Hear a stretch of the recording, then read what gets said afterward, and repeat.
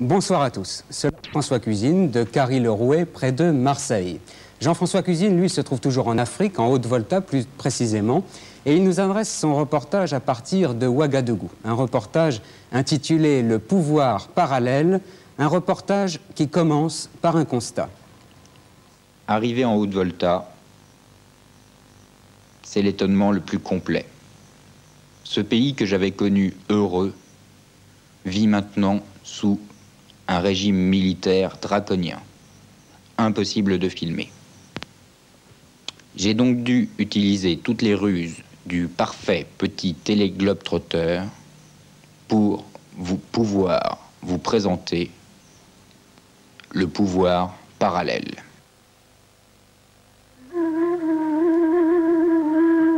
Haute-Volta, 6 millions d'habitants, État souverain de l'Ouest africain, une voix à l'ONU, des ambassades dans les plus grandes villes du monde. Capitale, Ouagadougou, siège de l'administration et du gouvernement. Voici le palais de la présidence, les ministères. Mais le pouvoir n'est pas là, il est là. Le pouvoir n'est pas là, il est là. Le pouvoir n'est pas là, il est là.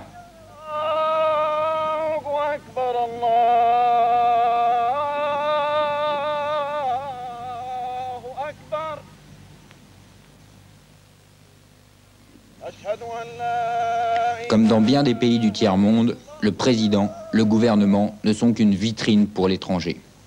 Le vrai pouvoir est tenu par d'autres.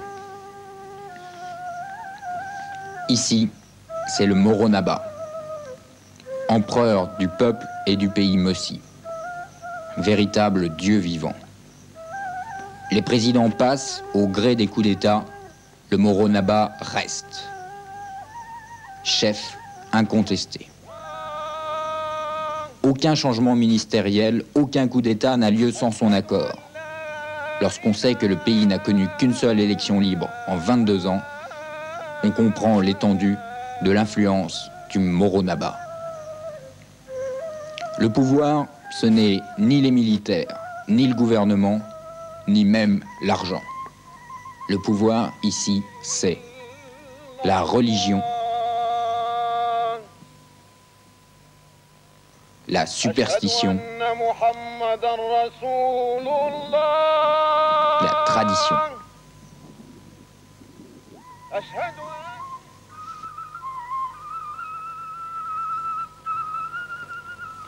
Le pouvoir parallèle de Jean-François Cuisine. Les premières notes de cette 4e semaine de course, Paul-Émile Victor pour RTL. Votre note? 13. 13, c'est pas mal. Une réflexion?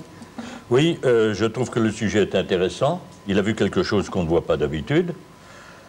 Il y a évidemment quelques critiques, elles sont évidentes, c'est pas la peine que je les fasse. Si, une petite critique, allez-y. Tout simplement, le film aurait peut-être pu être un petit peu plus vivant, et les images peut-être un petit peu moins sombres, mais ça ne change pas le fait que je trouve que dans l'ensemble, je dirais que c'est pas mauvais. Gilbert Nicoletta. Je mettrai 10. Je trouve que Jean-François Cuisine est très présomptueux. Il connaît bien l'Afrique et malheureusement, je crois que l'Afrique ne le réussit pas très bien. Ce Moronaba est très intéressant, mais malheureusement, c'est une très bonne introduction. Et tout le sujet restait à traiter. Il n'y a pas beaucoup de plans intéressants. Le son aussi est parfois défaillant. Il manque un peu de chaleur humaine. Je sais bien qu'en Haute-Volta, c'est très difficile à trouver.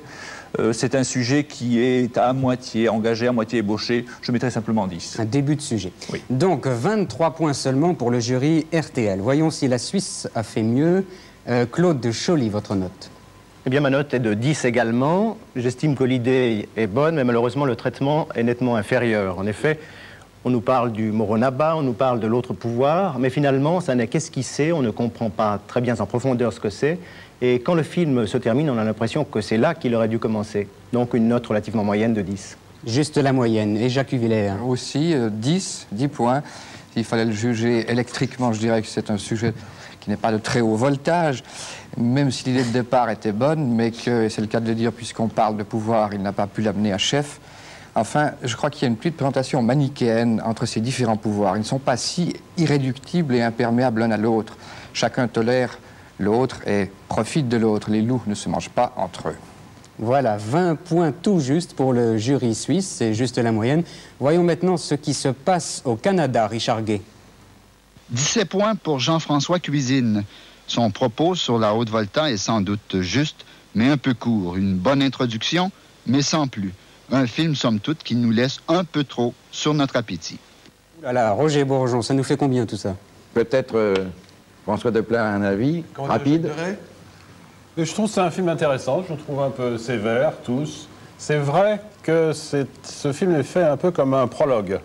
On a envie d'avoir une suite. On a envie que l'on nous emmène plus loin.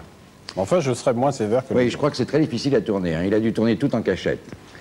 Et il ne le dit pas assez. Ouais, enfin, il vend peut-être mal son histoire. Peu importe, 60 points. 60 points pour Jean.